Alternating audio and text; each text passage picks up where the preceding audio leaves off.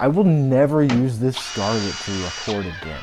If you're trying to get into music production and building a home studio, do not buy a Scarlett 2i2.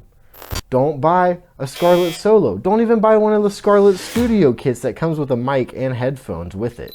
It might seem like a good deal, but it's not going to last you in the long run. Whenever I first got into recording music, I had started with a Behringer knockoff audio interface that was like 40 bucks. And it came with a mic. Both of them were horrible. And after like 6 months of trying to record with that and having issues with latency, I upgraded to a Scarlett 2i2 thinking it would solve all my problems. But I never stopped struggling with latency, and I've never been happy with the audio quality no matter what mic I use. And getting this audio interface solved all my issues. And what interface was it? It was this Apollo Solo. I got it used too. It's not even a new one. I got it for $270, and I've never had a better recording experience in my life. Even when I worked at a studio and we had Apollo Twins and Scarlett 8i's, none of them were as convenient as this because it's so small, right? It's just as good as an Apollo Twin in my opinion. It does everything it does, except it only has 2 inputs, right? But you can make it work, especially if you're only recording instruments or vocals.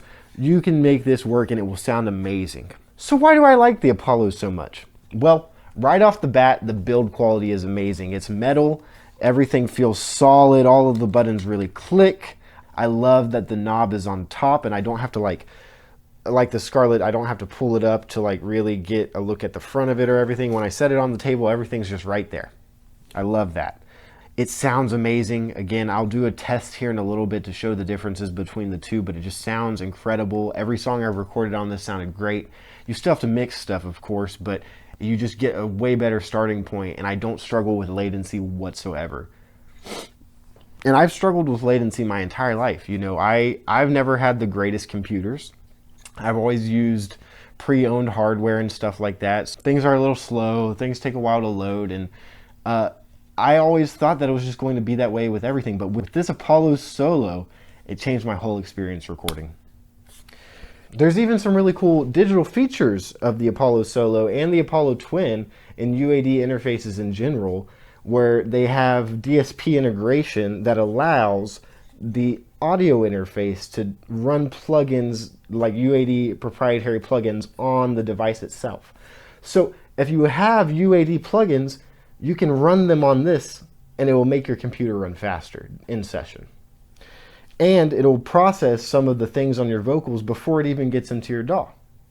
If you buy the Apollo Solo New or the Apollo Twin, it comes with a software package of plugins that you can use on it. So how much does it cost? Well, you can get a brand new Scarlett 2i2 for about $200, which seems like a good deal, especially when brand new these are $500, and that's a lot. But I did not pay $500 for this. I paid $270 for this because I got it used at Guitar Center. And looking online, I found plenty of deals that are around the same price range or even cheaper.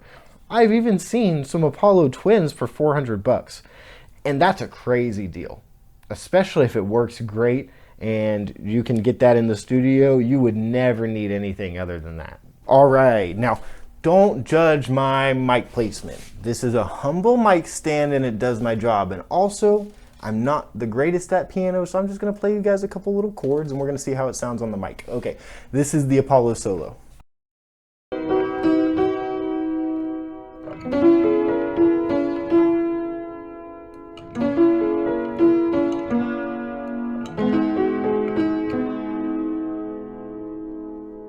Now time for the Scarlett.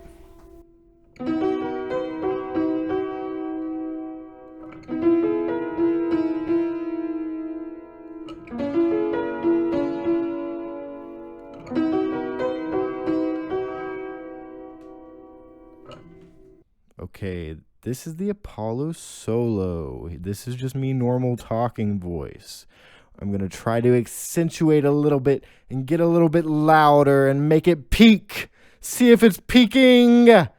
Ah! Yeah, see, it's not peaking there. Well, okay, now this is an audio test for the Scarlett Solo. Check, check. I'm going to see if I can make it peak again. Is it peaking? There it goes. Peak, peak, peak. And just to be clear, I have both of these set at about 12 o'clock on the input gain with no effects on either. This is just dry, exactly as it comes out of the interface. To me, the biggest differences between the Scarlett and the Apollo solos is in the latency, first of all, and the sound quality and dynamics. So with the Apollo, you can get much louder before it starts to peak. And I feel like the mid and upper frequency ranges just get a lot more recorded in them from the same mic. You hear a lot more, especially if you're going to go mix all of that. You can get a lot more out of the Apollo than you can the Scarlett. And I want to reiterate that none of the tests were mixed. None of the tests have any effects on them. That's just how it sounds right out of the interface. And so do what you will with that information, and let me know what you think in the comments. Let me know if you're using a Scarlett or an Apollo now. Let me know if you're using a different interface and what you think about it. Let me know if you guys have any other questions, and if you enjoyed the video. Leave a like and subscribe if you did. Thanks.